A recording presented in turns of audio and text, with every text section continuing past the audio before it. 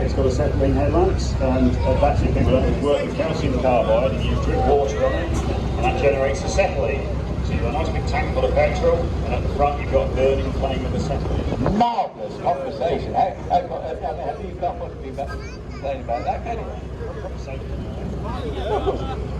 I've got one of those. Sandy Ross. You may be wondering why I'm standing here with an Englishman in an English field with a French motorbike. Yeah. Yes, unfortunately I've left my berry and my onions for him. You have? It's Velo Salads and fries and occasionally do you remember Mr. Bean and people like that? Absolutely hilarious. Always twitch around everything. Just the issue of that, I've got Friday. Yeah. As long as you don't the 20% pitch, I'll make that extra. Anyway, Velo Salads, 1970s, magic. And we had much more sort of complicated problems in this country, didn't we? But the French said, no problem with them, go.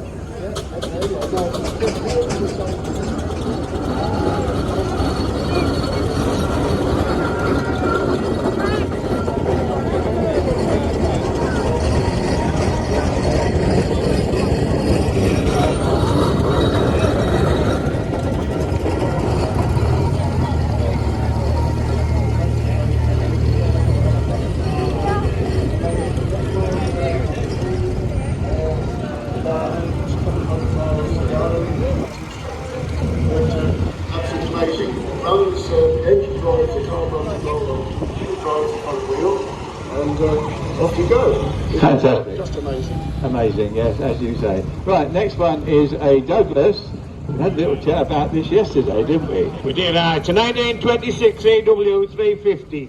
350cc, twin cylinders, 3-speed gearbox, clutch and good brakes. The 1926 is very good. They advertised it as doing 71 miles an hour. 1926. Now that's moving in 1926.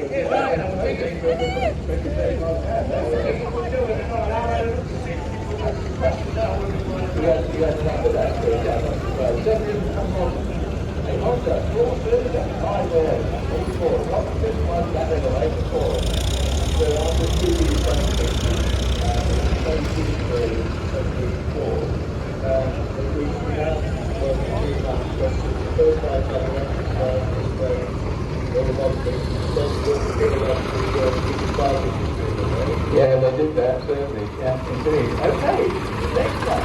That's the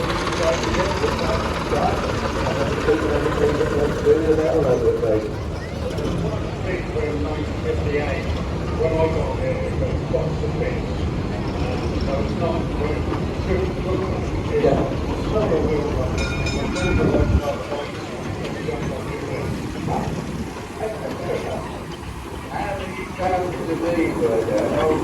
The best coach for the season, and the living in life, never know what the players, all that stuff. Never gone down that road. I never went down that road. So that's this one. How long have you had this one?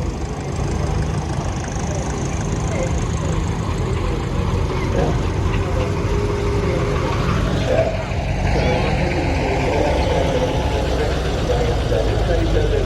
The monster rockets and all that. Oh yeah. Kawasaki. Don't like the wind.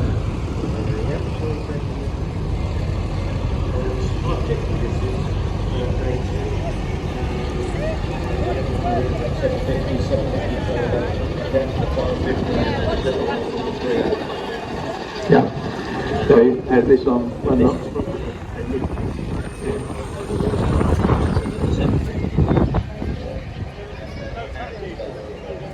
Yeah, the guy at work who said, "Oh, about to place on one of these things, yeah, like this, yeah."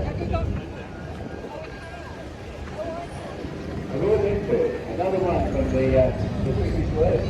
All the way back in 1965, doing everything. 65 Royal Enfield chassis, fitted with a Triumph 500cc engine. It was a common thing in the 60s when the old Enfield engine blew up. So you can still get the engine plates to do this today. So you've had it all the time? 20 years? Oh, you get used to it then? Yeah, all the peculiarities. This one has got a drive, easy as. Go on, tell us about this one. It's a 1931 500cc PSA sled for an overhead valve. Came in boxes of bits like they do, and I restored it to what it is now. Half of it wasn't there. But I managed to get all the bits in the end. Yeah, that's the trouble, isn't it? Finding the bits.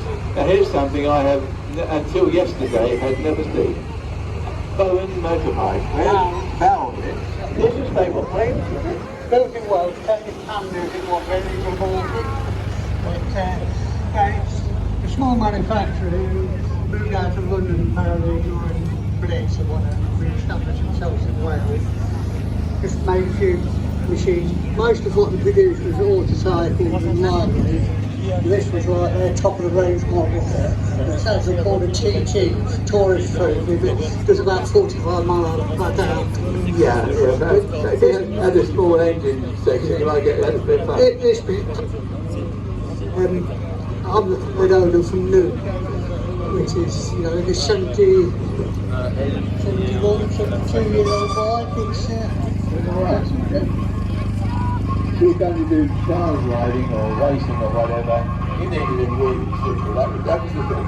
Well, that's right. Back in the 60s and up to the early 70s, if you went to the motocross and went for a scramble in those days, quite a high number of the field would be on Green's 250 machines that looked somewhat similar to this. Obviously, they never had the lights and they had that sort of potted up engine, but they were very successful and they were actually beating the 500s, DSAs and mattresses. Guy with the name of Dave Vickers won the 250 European Championship in 1960 and 61, which is equivalent to the World Championship today.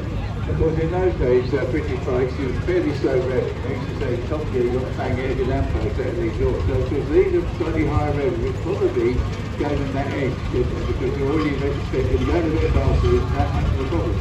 Yeah, that's right. Well, the Greens sort of brought me into the strong bidders. The engine was just a sort of commuter engine, basically. But they stripped them right down. They fitted their own square barrel. They changed the crankshaft to a full-size caliper. And they stuffed the crankcase as well, which put the crankcase compression up. And really up the power of the engine. Right, brilliant. Another British bike here, number 565 on your programme, a BSA from Birmingham Small Arms. Yeah, it's a 500cc A7 Shooting Star, 1960. And a good, it's a team that's getting to work and going home again. I mean, people doing these things. Day to day, sort of pursuing its day, back to work and back, you know. How do you like? About 20 odd years. They're getting used to it now. Yeah, it's done a few rallies here. Yeah. They all have their quirks, don't they, these things? Every machine has an oddity for some reason. Usually the person sitting on the saddle. Tell us how this works. Well, this is a cruise maxi. There's lots of cruise maxis around. There aren't many like this. This one has the Fayre on the handlebars, has the leg shield, has the panniers on the back. They were all factory fitted. The indicators on which were warehouse fitted by the because they are not made. Yeah, that's a giveaway. Yeah. So I think it's pretty much unique. I don't think it's another GL as opposed to a cruise maxi. Yes, indeed. The first motorbike you would ever buy, or you're looking at a ride on, or something would lend it to, how we go and film on that would always be one of these. Or ransom, Frigid. Yeah, that's happened by this. It's brilliant. It literally knows what the bikes were. It's really not doing something you know, you can get this one actually. It's got a ball, which is remove that. And so I suppose you've got pain, so I was again bike to do, so that's how cheers.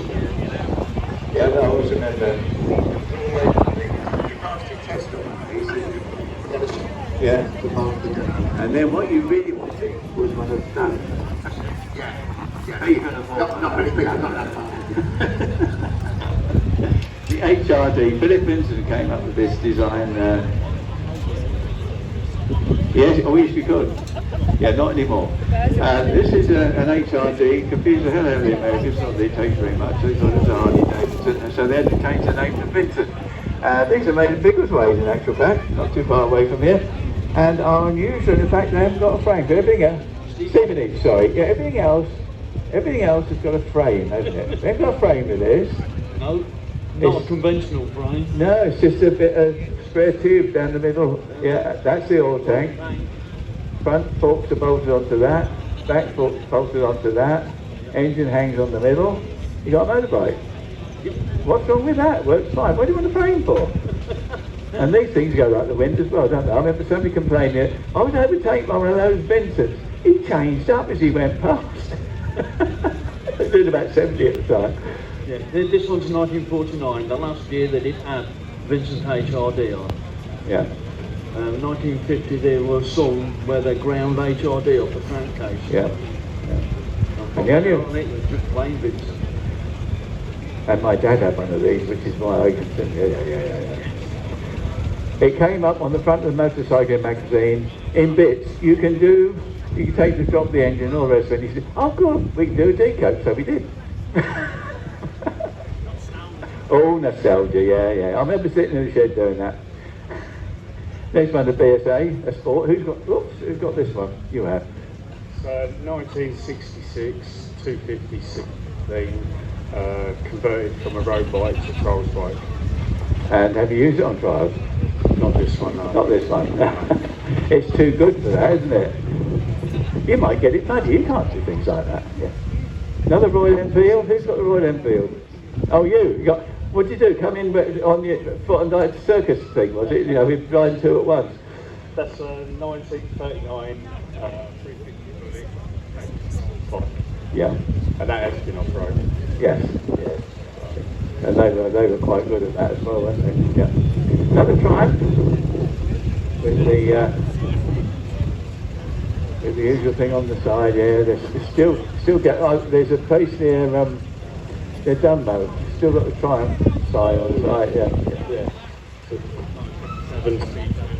Hang on, we're losing the signal. It's got it's a 1957 speed twin, 500. We've had it for about. Yeah, okay, we'll stop there because for some reason we're losing signal. What have we got in the way? Strange. Another Bantam, something to go to work on. The one up there. Yeah, and you see people charged at the place on these. What have we got here? 1960 BSA Gold Flash. I know why we're losing the signal on this, we shouldn't. Yeah, it's the sort of bike which your dad would have had, or your granddad would have had, and just went to work on before they could afford a car. That's right. That's why they ride around.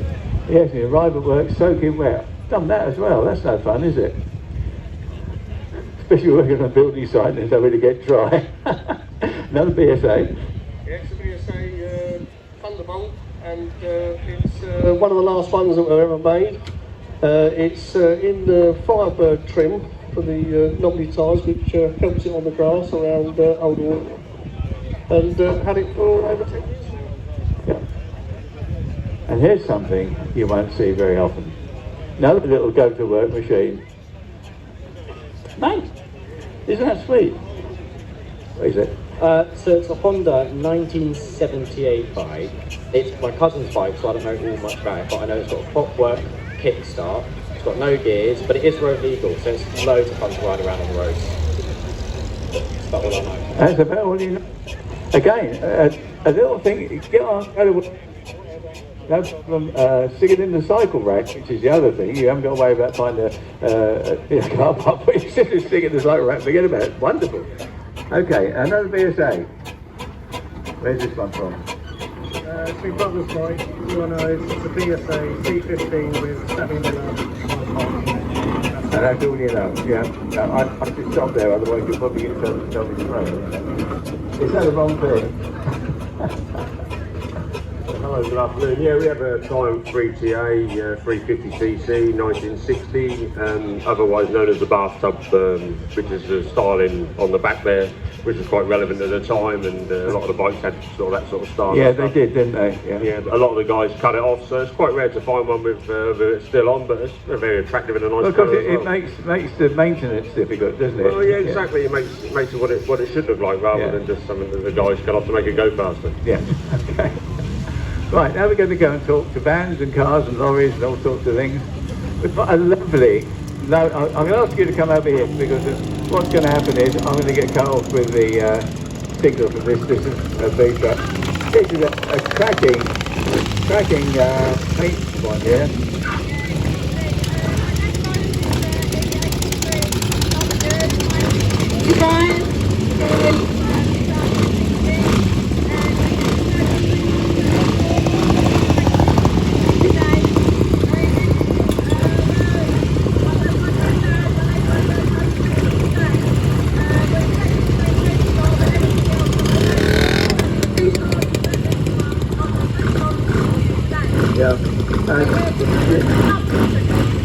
You lost the original one to a fire, didn't you? You lost the original one to a fire, didn't you? Was that what happened?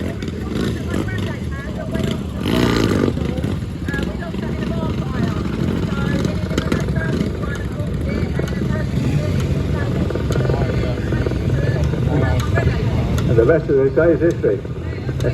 Cracking paint job. Do overlook that one if you can. It looks a little bit like canal art, to be honest with you. I was expecting to be Corporal Jones up here, but it isn't Corporal. No, it isn't Corporal Jones. Go on, you read that. Go on, off you go. No, you're going to have to hold it up a bit, because no, it's all right. It's just that the signal gets cut off for the metalwork.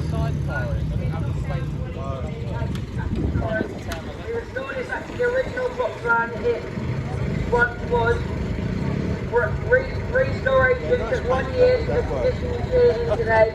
We have exhibited this lorry since 2022 all over the country. His first outing in its current condition was on London to Brighton Run 2022, where it won 3 trophies, including Best Dennis on the Run. This lorry is a memorial to my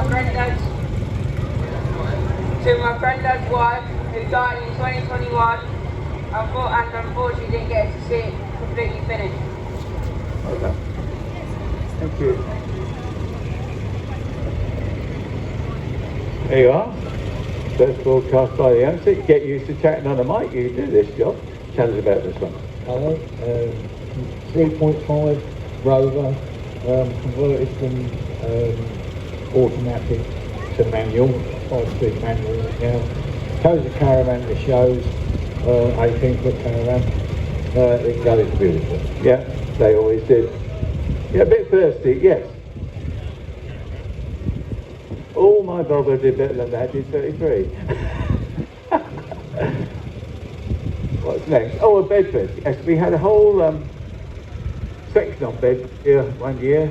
Made in Bedfordshire, it was called. We had all sorts of stuff coming here. You wouldn't believe the amount of stuff that was made in Bedfordshire.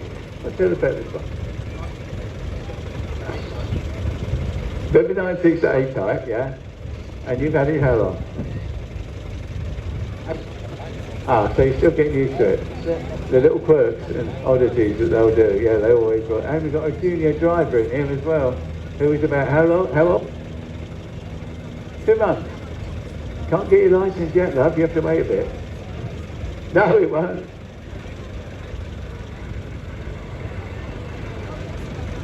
Okay. And the sort of thing you see flying around, electricians, builders, you know, they would have one of these, but they fly around all over the place.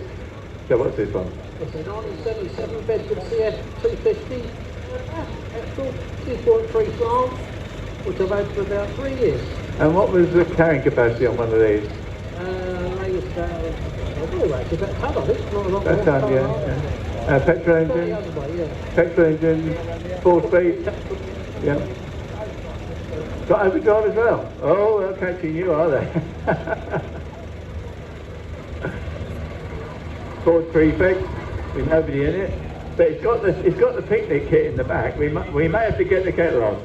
Tell us about this one. 52 Ford Prefect, It's outside valve, all original, apart from the paint. Yeah. That's about it, really. Yeah, the paint would always go, wouldn't it? Okay, let's go on. We've got some more settling headlamps here. I didn't expect to see Corporal Jones driving this thing. Tell us about it.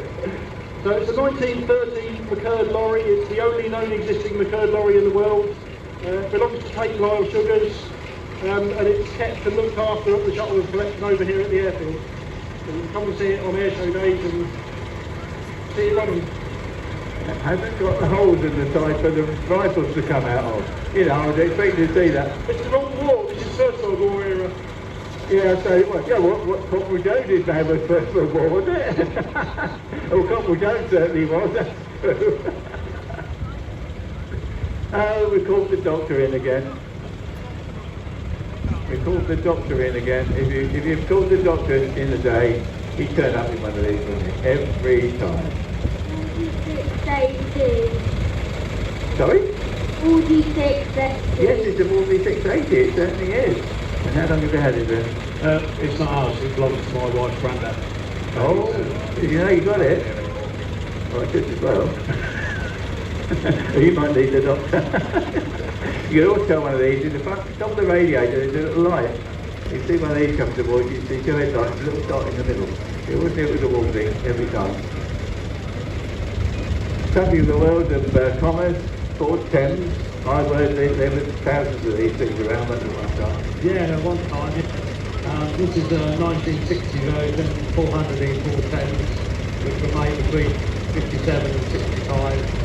When the Smart Hot Transport came out, these unfortunately were from history. A lot of it is still comps of running gear. This one is in delivery on the way farmers got down to Wimbledon.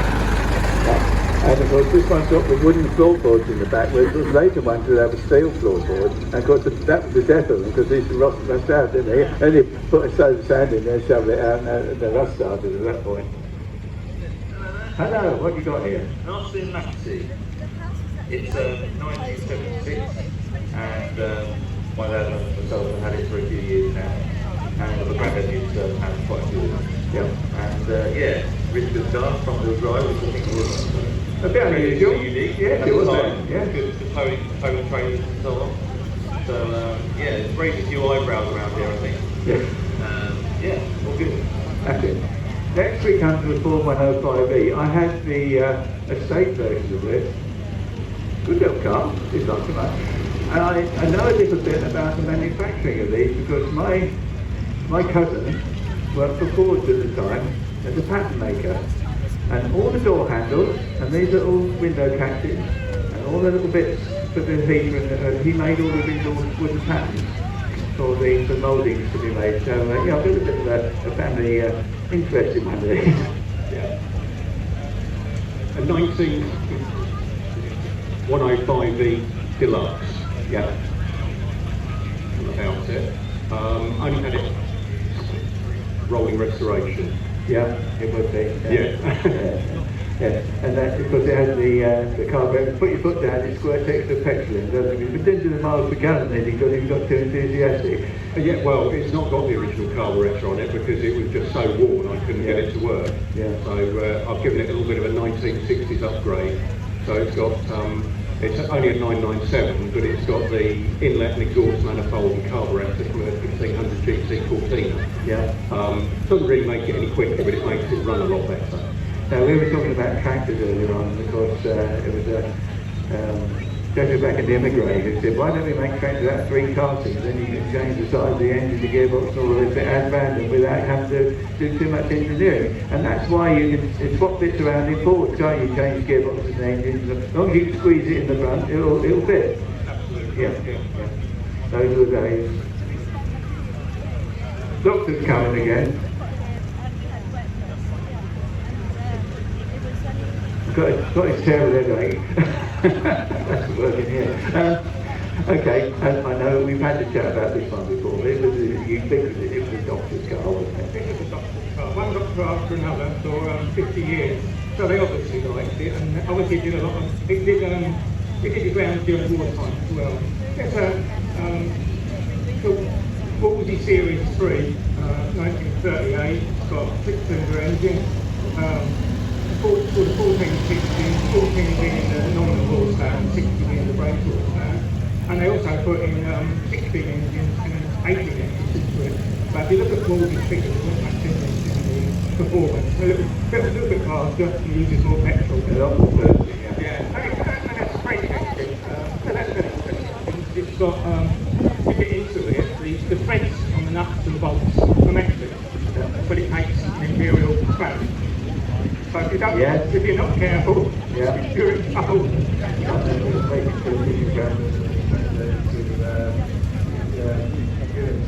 Yeah, and people are doing the same thing that you do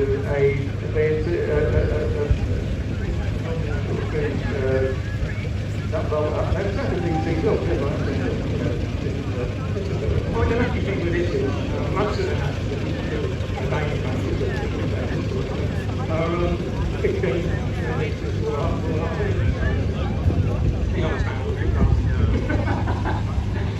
Thank you very much. Something a little older now, Morris. Morris Garages. Hello. Go on. Hello, get it. So this is Valentine, owned by the Imperial College Students Union. So the college has had her for over 60 years now, 64 years. We personally are over the market for around the last 6 years. So yeah, we sort of maintain and run by alumni and university programs for events like this. And it looks wonderful, so yeah, you're doing a very good job. Well done.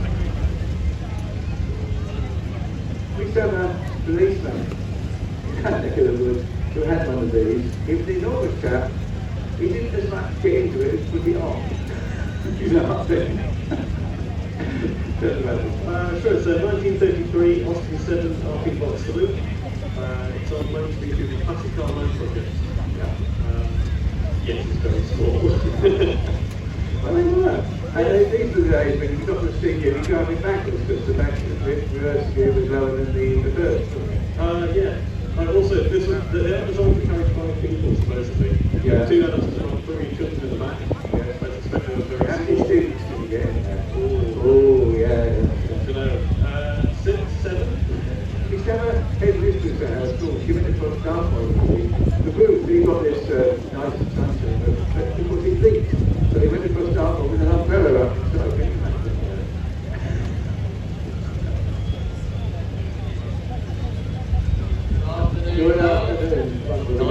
1968 Bedford TK 5 ton. Yeah, the baby's one they did. How much would it actually carry? Carry 3.5 tons, Yeah. more than that. That's like the steam lorry that's in Liverpool, which was designed for 5 tons and 20 miles in the back, didn't care. They drove on. Raining on the doorstep, yeah. Okay. We've got here a 1928 Orange White Contract. A lot of people ask me what a light ton is, but it's actually the same length as the previous Orange. It's just a light chassis. Right. So it carries the same sort of weight, but it's the right chassis, so it's probably cheaper to buy that you fill, and probably cheaper to buy as well. I think it probably was, yes. Yeah. But again, it's a band they're quite rare. I want to leave it at 2 or 3 of these left on the road. Well, commercials will look at hard life. Oh, they do, absolutely. We're going to learn more requests and obviously this stuff.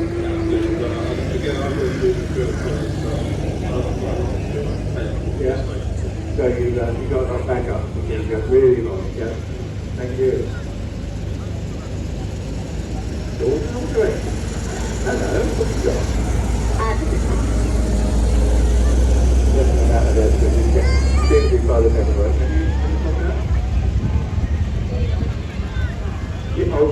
Yeah, so we're talking about getting them started, weren't we?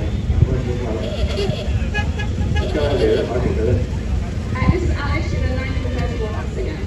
Yeah, and I've had it just a few years. so you're person is playing all the first noises with the guys. Well, yes, we've only had a running this afternoon.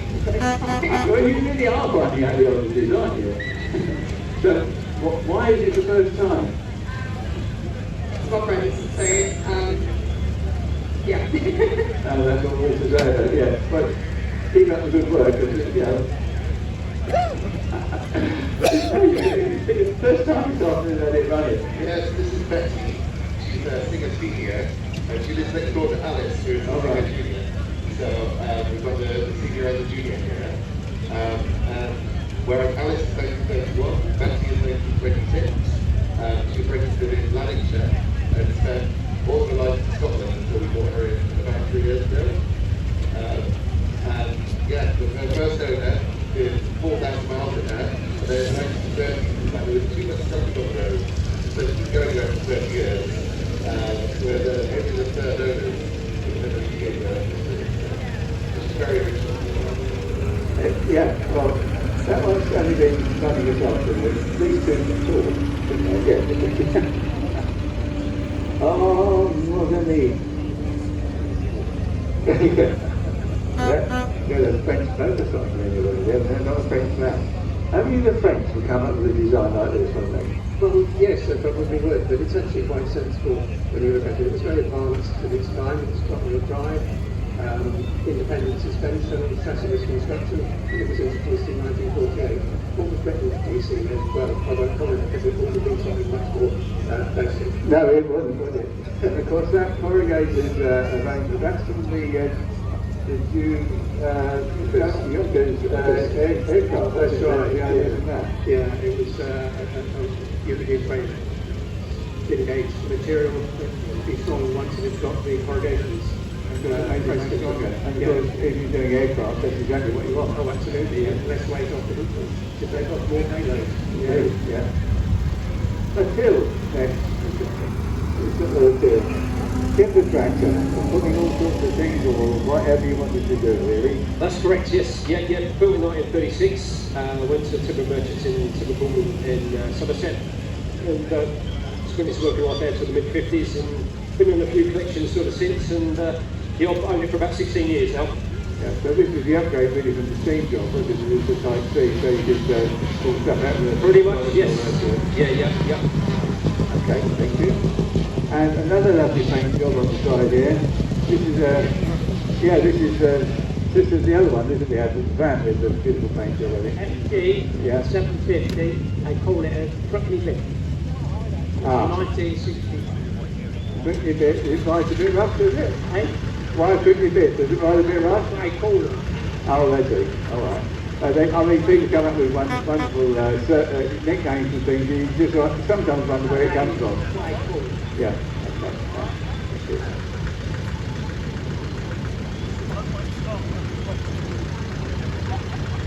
The paint job on this thing. It's wonderful. Who's doing this?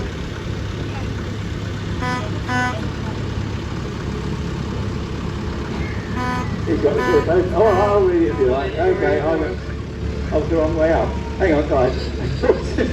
Well, 1946, so it's just in 2016, it's been in the barn ever since. Well, that's no good. If you get dusty in there, leave it in the barn, it gets amongst the coils of white binder foam and all that stuff. Yeah. Being used as a truck from 50s and 60s to transport these 3 motorcycles for scrambling events. Agreed, went to that as well. So as we saw this one in 2024 to the current condition, as you see it today. Absolutely restoration, still got a few bits we want to bring it along this weekend, and why not? It looks wonderful. Well done. Thank you very much. Cheers. The work is endless. Look at the paint job on this. You would think it was a canal barge. I mean, it looks like canal art, doesn't it? It's wonderful. Yeah, he's good at his job, the fella. The fellow who paints is very good at his job. He does all that part of it. Yeah. Yeah. But, I don't know. I want to change all the artwork for the next year. He's started doing it already. Yeah. So we'll see how we get on. It certainly will come up. And the vehicle itself? Well, that's brand new. We parked up about 25, 28 years ago. We brought it back out and started on it and put it down. And off it went? Off it went. Not be golden. That's it. Just having the camera down, must be friendly. Thanks very much. I think, ladies and gentlemen, can we call you that nowadays? Or we're going to get woke and silly about it. That is about it for today. We've had a lot of fun in the arena. Hope you've enjoyed it. Oh, we've got another row. You see another row? 2, 3. Goes on. I thought we finished. Yeah. What have you got here? Oh, tell us about this. 72 LGBT. My dad's been on it as his main car for. Okay, go to workshop, do you? Yeah. Right, that's great.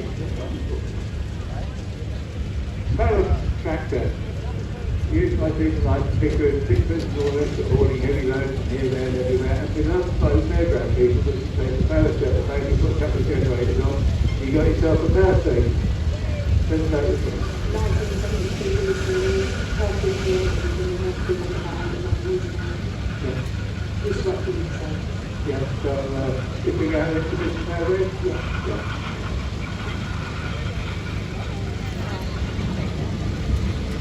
A little bit.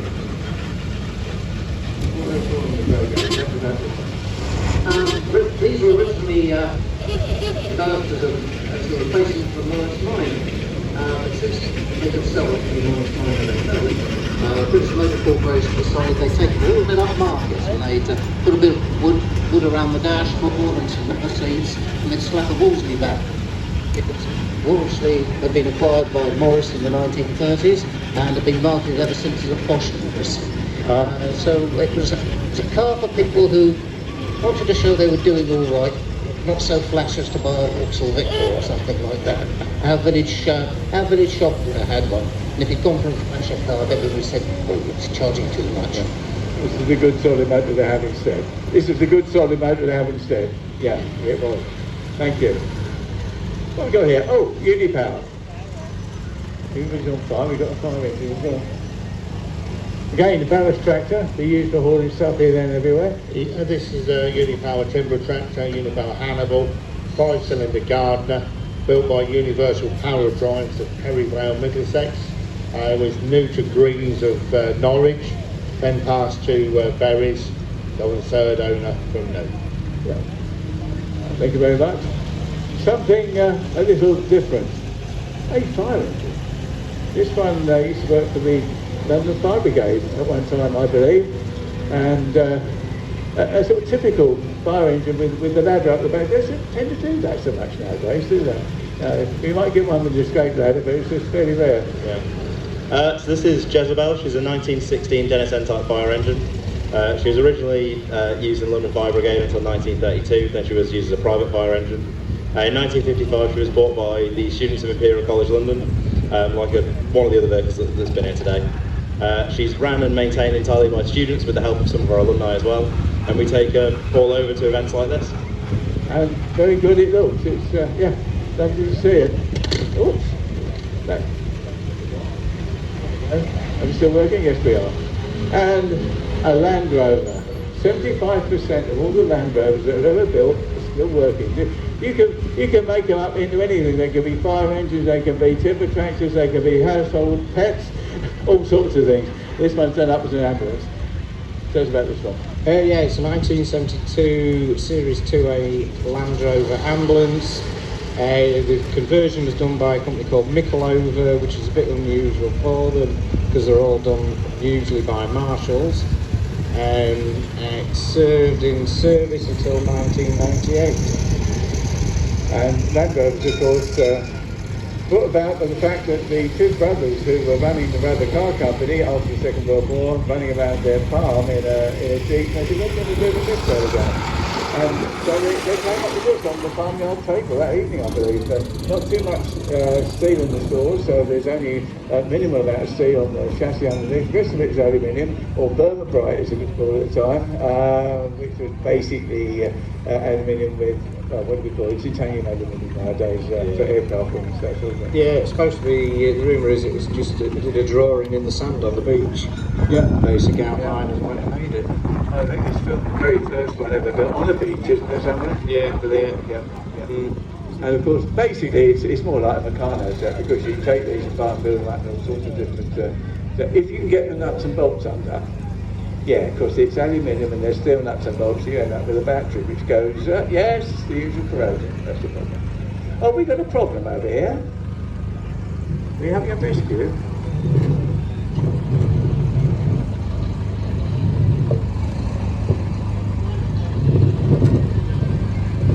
Well, we were talking about the motorcycles not starting that we wanted to do. Which is going to have a little bit of trouble with the cars here as well. So there we are, that really is the end of the arena programme for today. Hope you've enjoyed it, hope you enjoyed the weather. We've been very, very lucky with the weather, haven't we? It's been fantastic. Well, we're going to do it all again tomorrow, would you believe?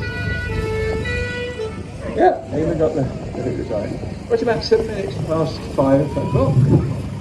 My name's John Rhodes. You've been listening to me think about various things throughout the day. And I've been working the upstate radio here. There's the attention coming up the radio. That will finish the show off for tonight.